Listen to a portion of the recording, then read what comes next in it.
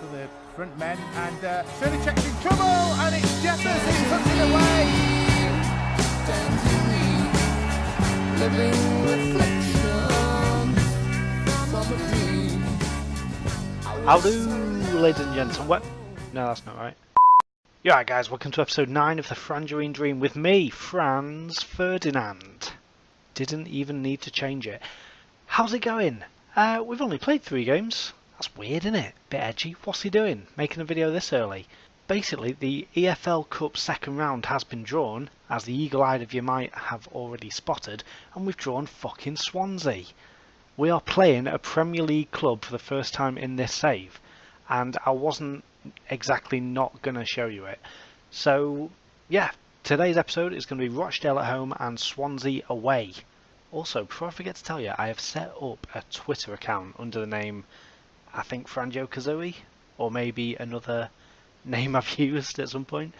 I will just be on there posting things every now and again when I'm not recording. You know, if I find something good or funny or just that I think is cool, I will post it on there. So yeah, just another way of following this series. Gonna give it a go. It may be that no one follows. It may be that I just don't find enough interesting stuff and I lose interest. But for the time being at least, I will be doing that. So you can follow me at WT_Franjo. Yeah, go and give us a follow and see what you think. So obviously we only spoke a couple of weeks ago when we played Peterborough and won handsomely. We have since played Rotherham, who are a Sky Bet Championship team.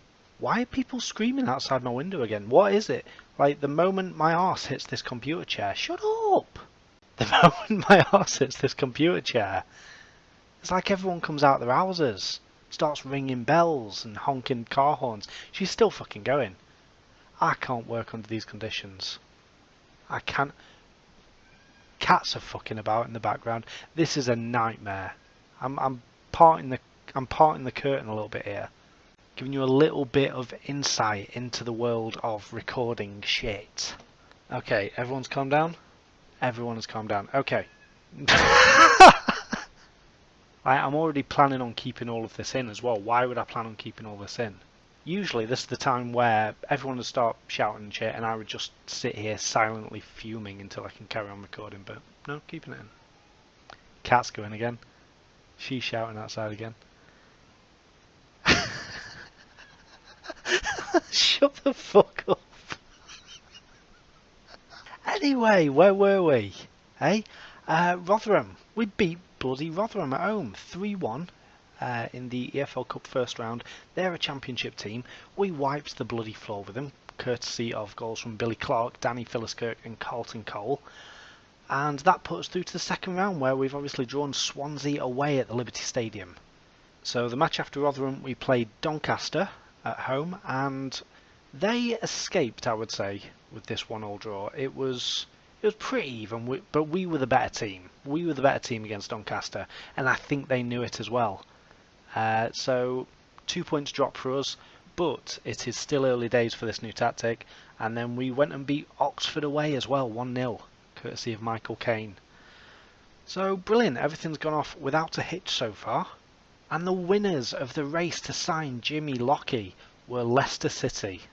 Leicester City bought him for a straight 1.6 million, giving us a profit of just about 1.6 million, with 50% of the entire of his next sale as well. That goes to us.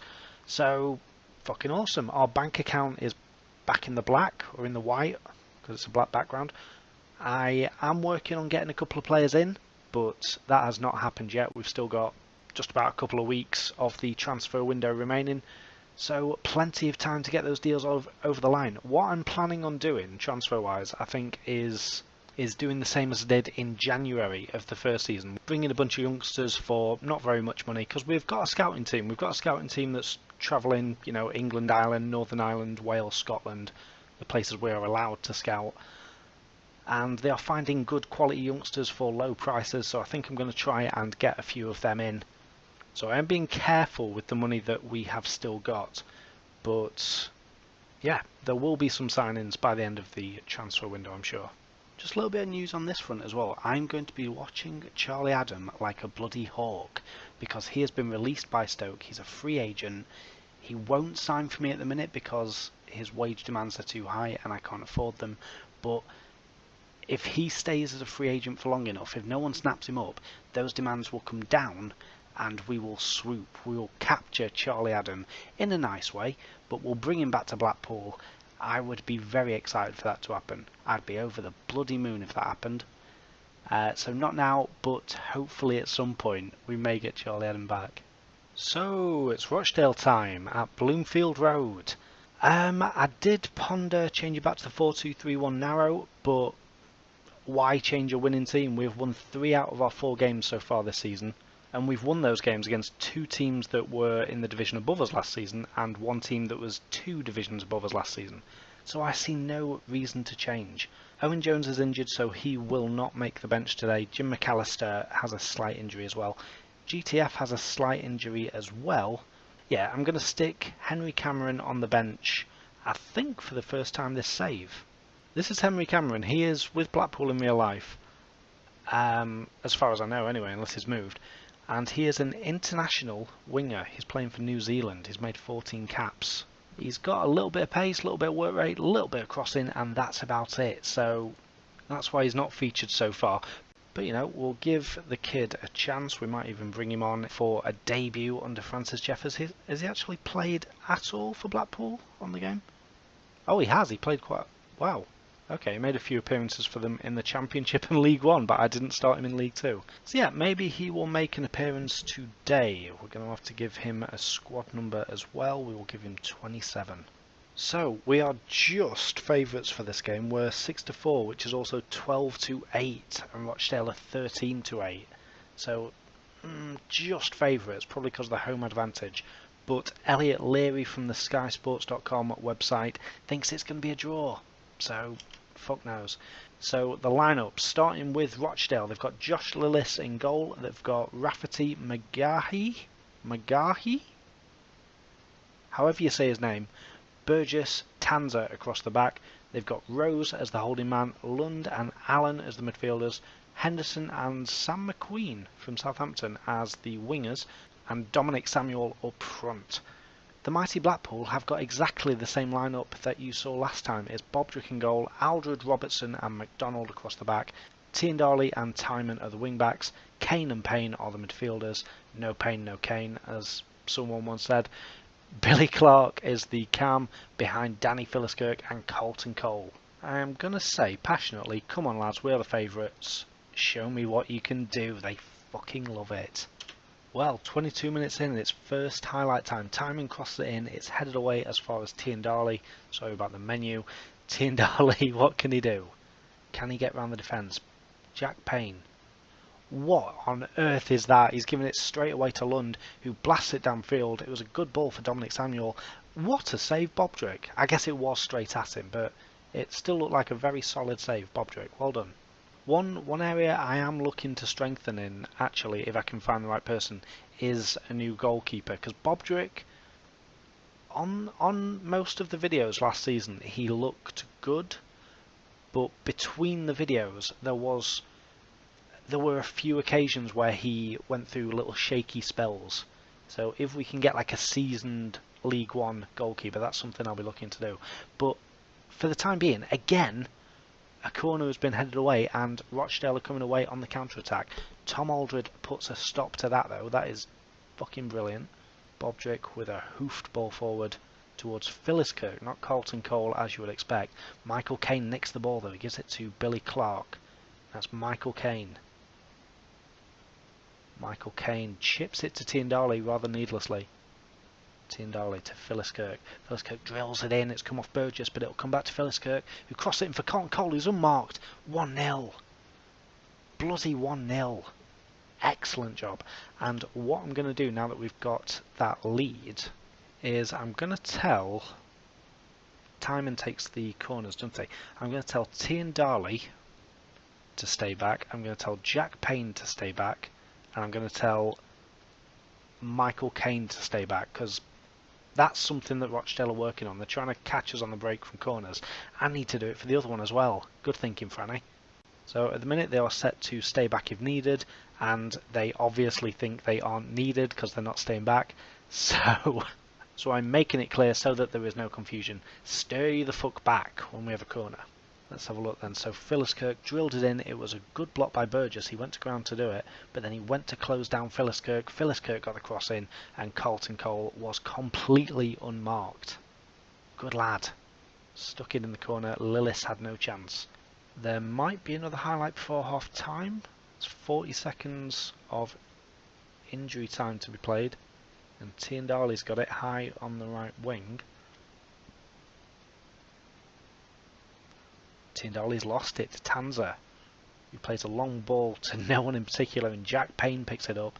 Now it's Billy Clark. Billy Clark on the edge of the area. Drills it. Oh, Lillis spills it. Okay, that is Carlton Cole's 4th goal of the season so far, in what is now 5 games. He has carried his late season form from last season through to this season, and it is exactly what we needed. Lillis with the long ball forward. Robertson should get that, but no, Aiur gets it. Henderson plays it inside for Lund. Lund picks out Sam McQueen. Now I can't pronounce this dude's name. Aiur, Daniel Aiur. Scores his first Rochdale goal. They're going over to the assistant referee. I didn't see any offside there, to be honest. Let's have a look. Lund plays it through for McQueen. Bloody hell, he might have been. I think Timon was probably playing him onside. Right, but with 21 minutes to go exactly, we have got possession as a highlight starts. Jack Payne to Josh Timon. Find a way through, mate. He's tried to play it for Carlton Cole. It's headed away as far as Jack Payne, though. Michael Caine. Michael Caine. Danny Philliskirk. Dwight Tiendali. Tiendali swings it in. Carlton Cole's there again! Oh, 5 goals in 5. There is no stopping Carlton Cole. Turns out Carlton Cole's actually coming into his prime at the ripe old age of 33. In fact, his physical stats are starting to decline at an alarming rate. I looked at his stats so I could see his age, and I just saw this sea of red over here. Not great, but anyway, we've got 10 minutes to go. It's another highlight starting. Timon crossed it in. Danny Philliskirk. It's come back out to Timon. What a ball. That is Billy Clark's at the far post. And that is game. That is game, set and match. Billy Clark scores. And in what was, for a long time, quite a tight contest, we've just pulled away at the last minute. And Danny Philliskirk is coming off for Charlie Lee, just to see us through until the end of the game. I just realised I accidentally skipped that replay, so here we go. Let's have a look at it again. Josh Timon crossed it in. It was cleared away. Timon crossed it again to the far post. Brilliant ball. And Billy Clark was there to volley it home. Perfect. And we're into the last 5 seconds of the game. I thought we might actually have another then. Dwight Tiendali can have a shot. Have a shot. He does. It's over. Never mind. That's the end of the game. And it's the 3-1 win. And Blackpool, staggeringly, I don't know where we are, but I know it's going to be staggering. Staggeringly a second behind only Sheffield Wednesday on goal difference. Think on that. In 4 games we've scored 8 and conceded 2. Oh. And that's not including the Rotherham result either. That was a very good result as well. And soon to be the Swansea result. Up in a second. But before the Swansea game we have one piece of transfer news. Bristol City's Marlon Pack is joining Blackpool for £99,000 all told. Marlon Pack, who is a centre midfielder or holding man. He's mainly a playmaker. He's got great mental stats. He's got a good pass on him, decent header, tackling and technique, and he's a decent athlete as well, although these are the physical stats you'd expect from like a 30-year-old, but still not too bad. And I brought Marlon in because I've been secretly worried for a while about Jack Payne, because he's pretty good. Jack Payne was like a staple of our team last year. I'm not saying he's not good, but he picked up 22 yellow cards last season, which is already a red flag. or a yellow flag. For fuck's sake. So yeah, we've not really got anyone else in this mould, in the sort of deep line playmaker mould, so that's why we're bringing Marlon in, so that he can challenge Jack for his starting place. And so, with no further ado, we go to the Swansea game, except that there is a bit of a further ado, because we're signing 32-year-old fullback Gary Irvine. Are you impressed? You're probably not impressed. Basically, we're signing 32-year-old fullback Gary Irvine because he is natural at both wing-back positions. That is it. And in my team report, everyone keeps bitching about the lack of wing-backs we've got. So he brings depth for both positions, and that's it. He will probably sit in the reserves. But from St Mirren, Gary Irvine comes in for £3,500. I should have said with no further Freddie ado. But never mind, because here we are. We are going to the Liberty Stadium. Well, it's 7:30, so I guess we're already at the Liberty Stadium. What to do about team selection though? I mean, I'm obviously not going to change shape, because this shape has seen us be unbeaten, which I really didn't expect like 5 games in.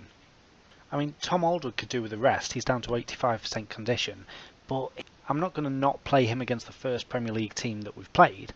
So Tom Aldred has to start. A couple of these players, like maybe we could swap Jack Payne out for Marlon Pack, but he's cup-tied. He's already played for Bristol, so we can't do that either. So I'm just going to leave it as is, and whatever happens, happens. I've moved Gary Taylor-Fletcher back onto the bench because Mark Yates is a bit knackered, and Gary Taylor-Fletcher is better anyway, and he's not injured anymore. And in fact, what I'm also going to do is get Luke Higham out of there, even though he is a good left-back. I'm going to stick Gary Irvine on the bench, because he gives us cover all over the defence, so yeah, he'll be useful to have on the bench. And Gary Irvine also gets lumped with the number 28 shirt. Oh, of course, this is Dwight Tiendale going back to his old stomping ground. They'll remember all he did for them and give him a generous welcome, I'm sure. So Swansea, it looks like, haven't put out a full-strength team. At least I'm hoping they haven't, because it's not a very good team. They're still 8th in the Premiership, so they must be resting a few players.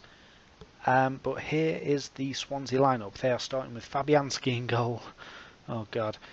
Kyle Norton, Mawson, Amat and Kingsley across the back. Neil Taylor's on the bench. Radosovic. Is it Radosovic? Joseph Radosovic. Pretty decent looking ball winner. Yeah, he looks scary. Okay. He starts in the holding man role, with Matt Grimes and Gylfi Sigurdsson in the midfield duo, Ryan Hedges and Frank Tabernew on the wings, with Fernando Llorente up front. In fact, I'm already changing the team, because there is no way. Basically, what I've just thought is that McDonald's going to split over here to cover Hedges, Aldred is going to split over here to cover Tabernew, and Robertson, with his heading of fucking 7 or whatever it is, yeah, 7, is going up against Fernando Llorente. I am not sure that's going to happen. So Tom Aldred will go in the middle as a centre-back. Robertson will go on the left as a ball player, and McDonald on the right as a defensive centre-back, because if he needs to clear it this game, he can absolutely fucking clear it. But other than that, we will make no changes. We're staying standard, we're staying structured, we're staying with look for overlap as the only team instruction, and we have an unchanged team again. I think this has been our team every game so far, so they are getting a bit knackered, but maybe we'll get the sort of Leicester effect where playing every player every game actually works and they put together some consistency, and we will just storm to a fucking league title win this season, and then the whole squad will have to retire next season because we've run them into the fucking ground and they've been relegated and they're all shit now and they lost Kante. Not talking about Blackpool anymore. Should get back to Blackpool. So this is the squad. It's fucking Swansea. So I'm pretty excited to see how they do. I know it's not a full strength team. They've got some decent players on the bench. Should we just have a quick look who else they've got? Gerardo Martino as the manager. They have got Diafra Sacco, still got Nathan Dyer, Leroy Fur, Tom Cleverley, excellent. Ki Sung Young still there, good player. Jack Cork, who I saw before, was the captain.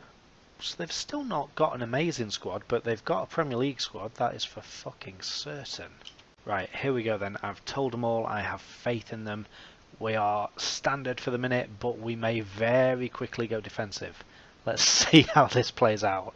Well, that's been an entertaining half. I thought, oh, I'll do a special video because we're playing against Premier League opposition. It'll be a great match, I said to myself. I know that was dead air, but you couldn't have waited 5 fucking seconds, Gylfi. You couldn't have waited till the whistle went and we could just all go our separate ways into our separate changing rooms and just be relatively happy that we'd held our own for 45 minutes against Premier League giants such as yourself, Mr. Gylfi. Couldn't do that? Nah. Right, now we're 1-0 down. It's been pretty even. It's been incredibly even. Until that free kick, we were leading them for shots. We're even on possession. They've had more passes completed. We've had the same amount of tackles won. I don't think we need to change anything. We have got...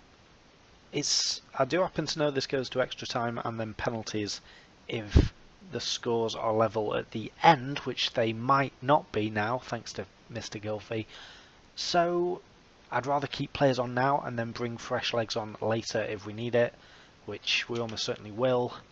This actually might turn out to be a highlight for us.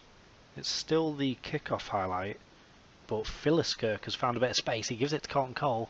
Colton Cole tried to spread it to Tian Darley, which is always a good idea when you're literally fucking 18 yards out and you're a striker. Michael Caine, what kind of tackle was that? Genuine question. He didn't get sent off. I thought he'd pulled a T Hibby on us, but he has not. He's still on the pitch.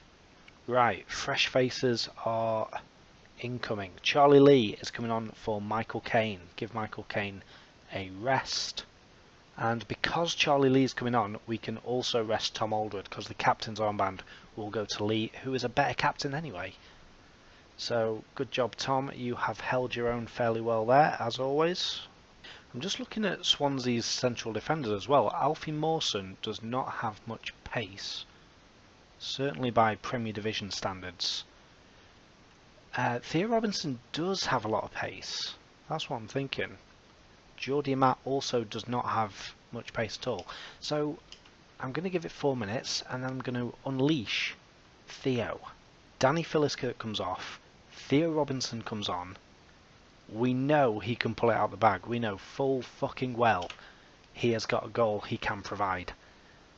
So let's see how this goes then. And we are going to go for the last 8 minutes to attacking. Gylfi Sigurdsson to Grimes. Back to Gylfi. Mr. Gylfi has a shot, it's blocked, and here's Mawson. Tabanu to Untep. To Borgia to Grimes. Untep. There's only one way this is finishing. Gylfi. Grimes. Oh, I did not expect. Yes, here we go. Theo Robinson. We're getting him on the counter. Theo. Crosses it for Colton Cole. Billy Clark. Oh, I thought that was in. I thought that was in. How was that not in? Let's just have an action replay on that. So Cole put it through. Clark hit it. I don't even know how that wasn't in. It must have been the side netting at a very sort of acute angle to make it look as though it was in. Okay. I mean, there's always a risk when you do something like this. I thought this would be video worthy. It turned out it was a fucking shocker of a match. The positive is that we held our own. We more than held our own. We hit the woodwork. We had the only clear-cut chance. Maybe that's what Billy Clark did. He hit the woodwork, because I had not seen that until now. We had the only clear-cut chance. We had twice as many half chances.